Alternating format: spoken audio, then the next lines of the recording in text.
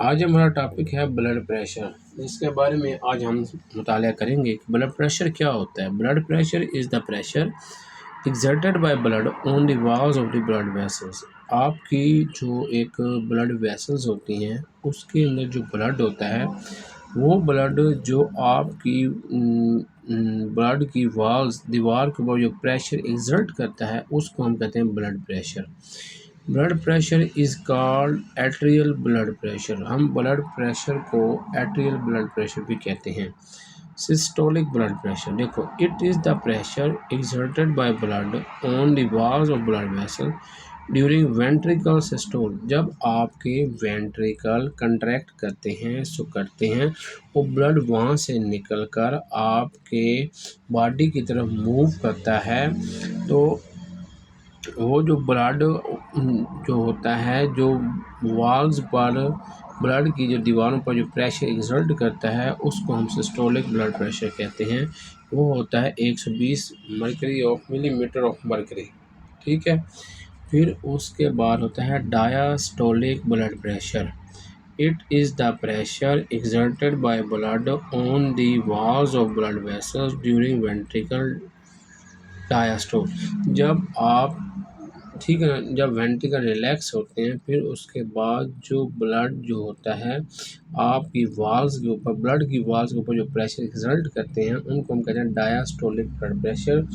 और ये होता है diastolic blood pressure 80 millimetre of mercury. Blood pressure take patient in, जब भी आप किसी पेशेंट का ब्लड प्रेशर लेंगे तो उसको आपने बिठाना है या लिटाना है, उसके बाद आपने उसका ब्लड प्रेशर लेना है। There are two method for taking blood pressure. Blood pressure लेने के दो तरीके होते हैं। एक को हम कहते हैं पल्पेटरी मेथड और दूसरा होता है अस्कल्टेटरी मेथड होता है।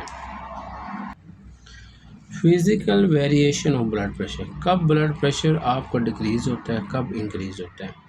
Blood pressure lowest early in the morning, सुबह सुबह के वक्त आपका जो ब्लड प्रेशर होता है वो बिल्कुल कम होता है। एंड हाईएस्ट इन आफ्टरनून, और दोपहर के बाद असर के वक्त आपका ब्लड प्रेशर हाई होता है क्योंकि आप उस वक्त वर्किंग कर रहे होते हैं।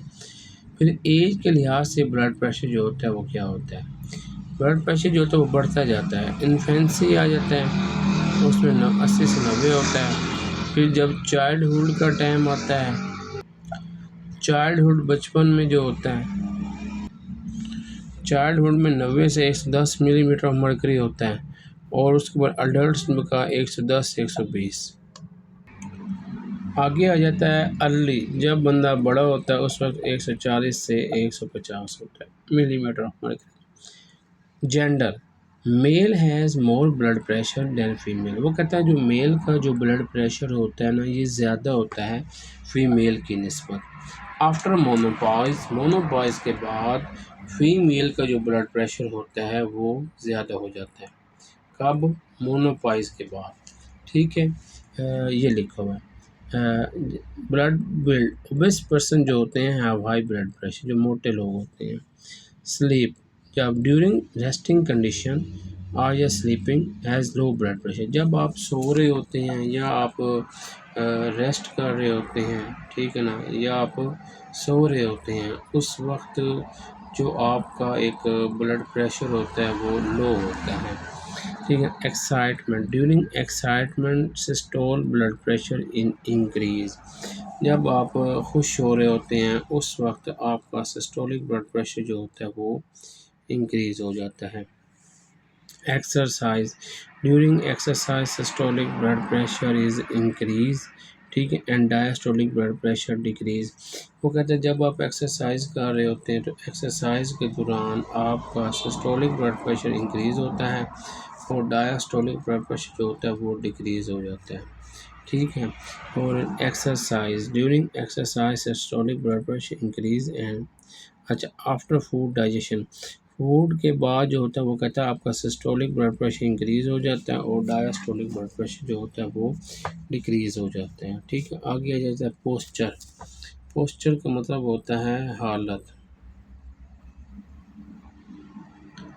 पोस्चर का मतलब होता है हालत। Standing cause increase systolic and diastolic blood pressure. अगर आप स्टैंडिंग पोजीशन में खड़े हैं, ठीक है मेरे भाई, अगर आप स्टैंडिंग पोजीशन में खड़े हैं तो आपका जो सिस्टोलिक ब्लड प्रेशर होगा और डायस्टोलिक ब्लड प्रेशर जो होगा ये दोनों इंक्रीज हो रहे होंगे।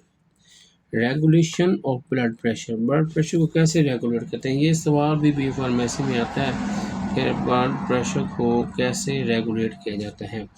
तो ब्लड प्रेशर बराबर होता है कार्डिक आउटपुट ज़रबे पेरिफेरल रेजिस्टेंस, ठीक है ना। ब्लड प्रेशर जो होता है ये कार्डिक आउटपुट, ठीक है ना, और पेरिफेरल रेजिस्टेंस के बराबर होता है। अब कार्डिक आउटपुट क्या होती है, amount of blood pump by each ventricle पर मिनट। एक मिनट में आपका जो दिल ब्लड को पंप करता है इसको हम कहते हैं कार्डिक आउटपुट। कार्डिक आउटपुट जो होता है बराबर होता है स्ट्रोक वॉल्यूम ज़रबे हार्ट रेट, ठीक है। कार्डिक आउटपुट बराबर होता है स्ट्रोक वॉल्यूम ज़रबे हार्ट रेट के बराबर होता है। आगे हम डेफिनेशन पढ़ेंगे स्ट्रोक वॉल्यूम की क्या होती है, ठीक है ना। स्ट्रोक वॉल्यूम बेसिकली क्या होता है, यहाँ पर देखिए थोड़ा मुलाहिजा फरमाइए, थोड़ा यार ये ना इस तरह कोशिश करें आपको क्लियर हो जाए। अच्छा, स्ट्रोक वॉल्यूम क्या होता है, it is the amount of blood pump by each ventricle पर बीट। एक बीट में आपका ब्लड जो पंप होता है जब एक साइकिल में, तो उस वेंट्रिकल जो आपके ब्लड को पंप करता है उसको हम कहते हैं स्ट्रोक वॉल्यूम। अब अगर आपका दिल बहुत अच्छा काम कर रहा है तो फिर स्ट्रोक वॉल्यूम अच्छा होगा। जिस तरह आप मैदान में क्रिकेट खेल रहे हैं तो अगर आप में पावर है तो आपकी शॉट बहुत दूर तक जाएगी, ठीक है। तो ये स्ट्रोक वॉल्यूम को यही कहते हैं कि अगर आपका दिल अच्छा काम कर रहा है तो स्ट्रोक वॉल्यूम भी इंक्रीज़ होगा। Venous return, the amount of blood flow back to heart, उसको हम कहते हैं वेनस रिटर्न।